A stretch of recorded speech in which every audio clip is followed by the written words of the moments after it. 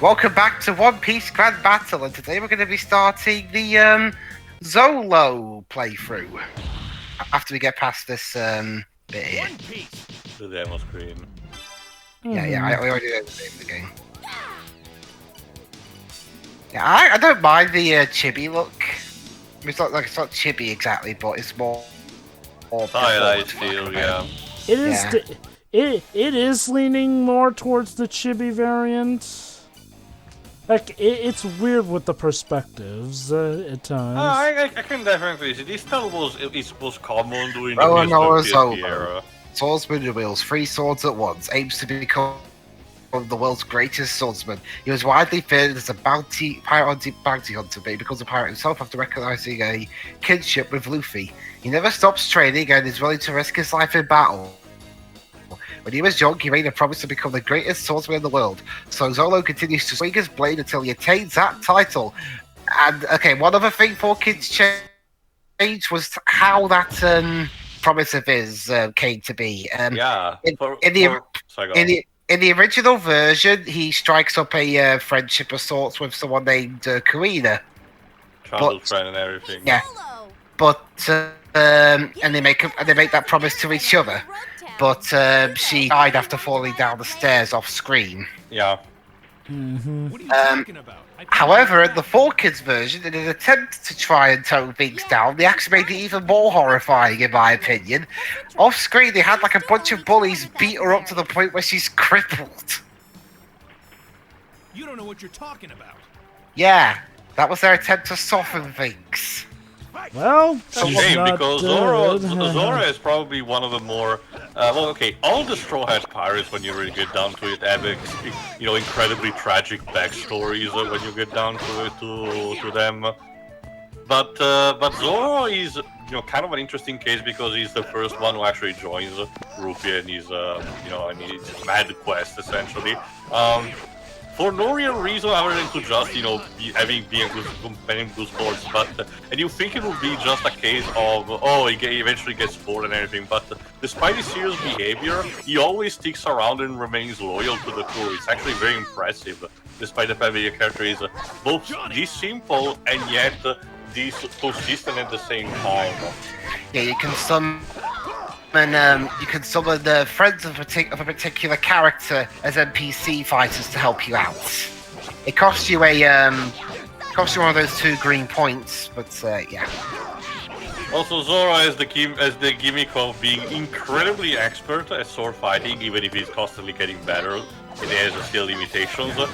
But he completely sucks at social skills and direction.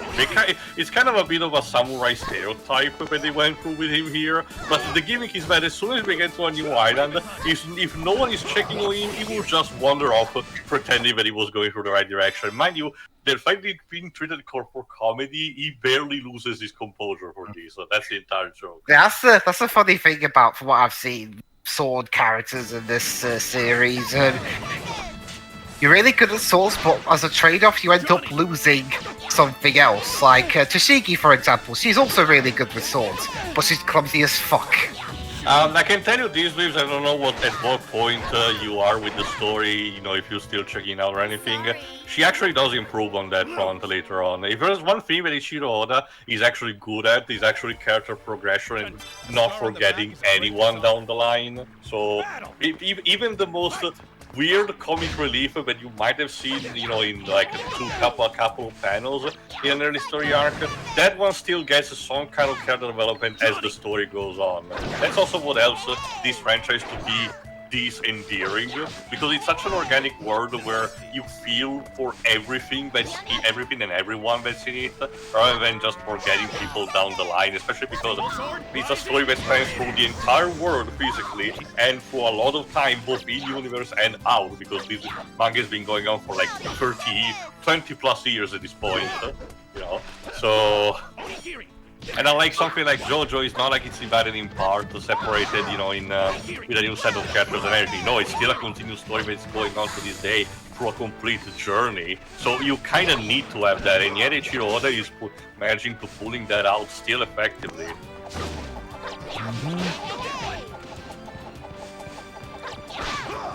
Well, Apparently, we're supposedly getting close to the end at last of One Piece. Ideally, I don't buy it. He did mention that right now he's handling the final arc, but again, that could literally tell you everything. We don't know how long that will take, nor on what will consist. Also, There's too, still a lot of questions unanswered. Also, too, this isn't even the first time he's claimed that we're on the last bit of One Piece. Like, as far as I can recall, we're technically in the last section of the last quarter of the last season of the last arc of the last eon of the manga. Sure. Yeah, considering all that, the anime is probably going to last till 2030. That's the I did explain, I think, in the previous part, but again, that's actually is the major problem that I had with anime, because it needs to constantly catch up with the manga. Despite the fact that Ichiroda, despite taking breaks, is very prolific, almost to a fault, because as we got to know recently, we started with people like Kentaro Miura. Mangakas are extremely overused, and abused by their editors, and at some point they get, physically ill because of that, despite their overworking, but because of this, Eiichiro Oda still manages to produce at least one chapter per week when he actually has to, put it down. It doesn't have to go on a vacation. Despite that, the anime still catches up regularly with the end point of the manga where they are, and so they had to produce, a filler season, basically. The problem is that the material that they come up with, most of the time, really doesn't work to me. Like, you can tell the difference in quality between something that is straight from the manga and something that was created specifically for the anime. Honestly, I'm fine with the filler for the most part. It usually gets the job done and fun. That being said, I wonder if Disney are waiting for the point where the anime is done, to which they can pretty much do what they did with Bleach and stick it on Disney Plus. For a pretty penny, yes, but can you imagine, when One Piece is finally done, there's gonna be, literal wars for who can stream that series in its entirety. Because if the live-action series goes well, which I severely doubt still, might be Netflix. Okay. To be fair, from what we've seen of that live-action bout, it actually could work. The keyword being could work. From the casting alone, Jova, people said the same thing about Cowboy Bebop. Well, you know what? Yeah, it could have worked with that. The problem was the execution and that one actress who kind of made the rookie mistake of trying to call out the supposed sexist when, that just rubbed people the wrong way, but anyway, Dwibs. Yes, please. Plus, I highly doubt the whole Disney thing is going to happen because they've been so closely tied with Funimation / Crunchyroll for 15 years at this point. I mean, wasn't Bleach as well? Not really. I mean, by the time Bleach originally ended its anime run, streaming services were only right in the middle. Well, my point is weren't Bleach still with Crunchyroll though? But now, Disney. And all that stuff was dubbed in Los Angeles. It also really depends because anime distribution rules for the West are all over the place. That's why, for example, when Evangelion got on Netflix, it needed not just a redub, but also it got even a retranslation, which was for the worst. Well, I mean, that's what happens when you have the studio itself do it with barely any English knowledge. Hey, Luffy, what happened to the weights I had here? Huh? You mean those donut-looking? I ate them, and boy, were they hard. You ate my dumbbells? Battle! Fight! What are you talking about, Dwibs? A student that doesn't know English at all should totally work on something English language related, totally. I mean, it worked out so well. It worked out so well over here with the Yu-Gi-Oh! Didn't it? Also, I was mostly referring to my country, but I know that it happened something similar for the English version, but trust me, Evangelion got pretty much over in my country when it came to Netflix. I argue it was even much a bigger scandal than the English version because just of the magnitude of the translator that they got here for that's a pretty big say because the Netflix bout with Evangelion is biblical with just how much that got wrong. I mean, something must have happened because when Amazon handled, well, when Amazon were handling the dubs for the redubs for those newer Evangelion films, they got the original voice casts back for those. Something you mentioned Cowboy Bebop to you, like, no, like, despite many people's grievances with that show, most agree that the actors of Spike and Jet are actually pretty dang good. They're trying with what they had to work with, definitely. They also tried by having the original opening in some kind of fashion, so at the very least it was good with that. I will say this, the Cowboy Bebop debacle seems to be a case where, you know, had the writers done a better job, we probably could have had something workable here. The actors were definitely giving it their all, although Vicious's actor, Also, I don't know. Ed's appearance at the end of the series looked like a skit from MST3K, and yeah, I don't say that as a compliment. Oh yeah. I'm definitely gonna pin that more on the writing than the actress's fault, because no, that ending bit. You know what's prophetic? Since Cowboy Bebop is confirmed to be cancelled, we can pretty much imply that to mean that Spike dies at the end. Like, he's just fed up with everything, and he just goes, nope, after he meets Ed, and dies. Brilliant.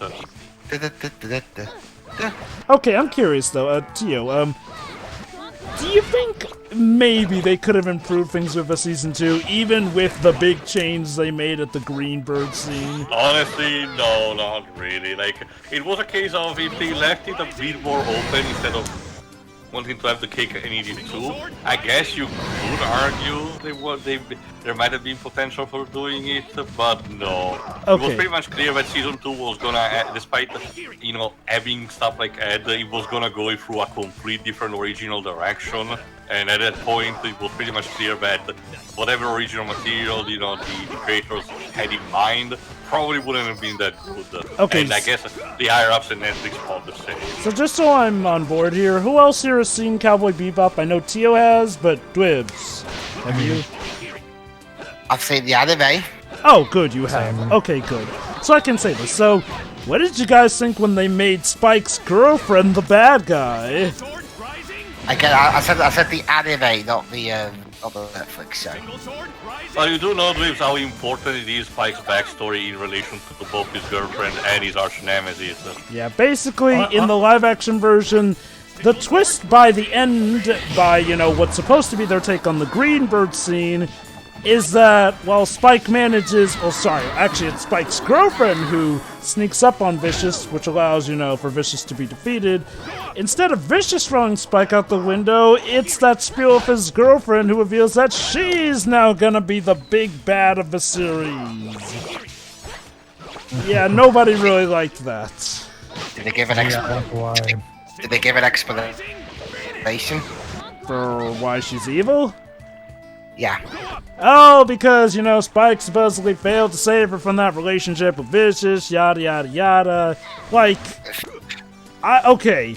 I don't have the time to explain why the explanation for her turning evil really doesn't make sense when you think about it, because, you know, I don't want to draw too much attention away from One Piece, even though we've already technically done this battle before. You know what's interesting? For a long time, video game movies, or at the least movies adapted from video games, were regarded as like the cursed subgenre. But but recently with stuff like the Pikachu and the Sonic films, that curse is starting to die out. Maybe we can have movies adapted from animes to be the replacement. That's gonna. Hopefully. We can have that subgenre be the new clown of the film industry. Well, it kind of already has. Yeah, with stuff like that, not. But I can tell you that even the ones done in Japan are not varying enough. Like the Full Metal Alchemist one. Yeah, that's just an example. Even Death Note had ones. Even some of the JoJo parts had some live action, you know, movies, and they were just not really that good. It's a case where the heart is in the right place, but the execution is still faulty. Now, I have heard that the live action Ranma 1/2 movie was actually good. Also, surprisingly, believe it or not, The City Hunter movies are actually good, and those are made in France, believe it or not. Huh. Because France is, much like my country, France is extremely weeabooish, but they have a particular love for stuff like City Hunter, and thus, a French filmmaker actually wanted to make a set of live-action movies, which apparently are good. Yeah, color me surprised. Kudos. And there we go. We have Yeah, smashed all the boxes. And what do we get? I guess an item. No. Confetti? We get to brag that we cleared it in 40 seconds and get on the leaderboard. Ah, yes, of course. Okay. In a game that doesn't have leaderboards. Okay. I think I've definitely been able to peg what's up with this art style. It's a weird middle point between regular proportions and chibi proportions, but it's not got it. completely Alright, either. there we go. Have you ever met a woman you didn't hit on? Please, why would I try and control my loving nature? It has the force of a hurricane. Really? Okay, no, this is context for those who don't know. Sanji and Zoro bicker constantly like an old married couple on everything, so there is endless potential for comedy on these two just arguing around over stupid shit. And this is your intro for the battle between the two of them specific? Fuck off, this is not even trying. I guess they could have gone worse with it. Like, it is something that they have debated on in the anime before as well. And Oh yes, but it might be extremely simplistic and doesn't have the same punch as their usual stick. I guess the way I see it is like, oh, it's just another day between Zoro and Sanji. I'm not really that It's- broken up by it. Mr. It's Zolo, Joe. So anyway, so Zoro and Sanji are fighting. Stay back. Yeah, okay. In case anyone was wondering, Dwibs, why did you make that guy in Final Fantasy VIII that you voiced sound weird? Well, that's because I was basing it off Sanji. Because why not? I think the voice is hilarious. Yeah, I mean, as much as we've complained about the 4Kids dub and how it handled things, nowadays it's really not worth getting all that angry about. Okay. I'll be honest, even back then, and granted, maybe it's partly because, you know, I wasn't as big on the original, but I was never really mad at it. Confused? Yes. Bemused at times as well, yes, but Alright. never legit angry. Sorry, but there's no way I'd lose to you, lover boy. Oh, you're just jealous. Okay, now that's actually more like it. Yeah, okay. Why couldn't we do that for the intro too? Oh, Solo versus Buggy. Ah, Buggy, the Arc 1 Okay, villain. okay, I need to hear how Buggy sounds like. Long time no see. Yeah, long time no Zolo. see. Fine. You've certainly grown up. Trouncing you should look quite nice on my resume. You can kind of tell that he's trying to be a bit more marketable. back for last time, Zolo. Okay, Kabaji definitely doesn't If do you're that looking for a instead. fight, you found one. Final Ah, battle. there's Alvida in the background.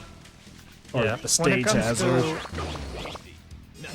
When it comes, well, obviously there's of course French. French is, yeah, that's a whole another thing. Like, because I haven't seen those French movies. But when it comes to Hollywood adaptations of anime, like I said, the only one that I particularly found to be really good was, like I said, the Astro Boy movie we did. Like, I thought you were gonna say I Detective thought- Pikachu. Well, But I guess to be fair, that's an probably adaptation more of a video game. That's an adaptation of a video game, not an anime. There's no Detective Pikachu anime, to my knowledge. So. Wait a minute. Look and see. Thank goodness for the internet these days. Single sword, rising. Yeah. That's why. That's why I keep. That is Jova. This is why 90s Pokemon fans have to use Oro's Pokemon Academy. Pedro, I was there too. Like, I remember back in the day when playing the Gen 3 games where I went to the game stores and I got the guides so I could hunt down those Reggies, so I could get all the legendaries, so I knew all the tricks. Oh yeah, I remember those days. Single sword, rising. Anyway, No, yeah, no. When it comes to an Hollywood adaptation of an anime, yeah, the only one that I particularly care for is the Asteroid movie that we did. Aside from that, I mean, from what I've heard, apparently the Ghost in the Shell movie is not particularly great. You're nothing special. Win!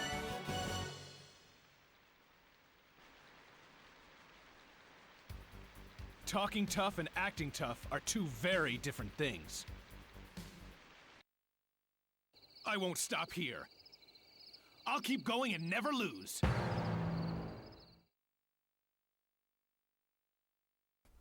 Yeah, we've unlocked more stuff for the end, and the end conversation that Zolo has. Again, I know it's blasphemy, but I do have to use his 4 kids name.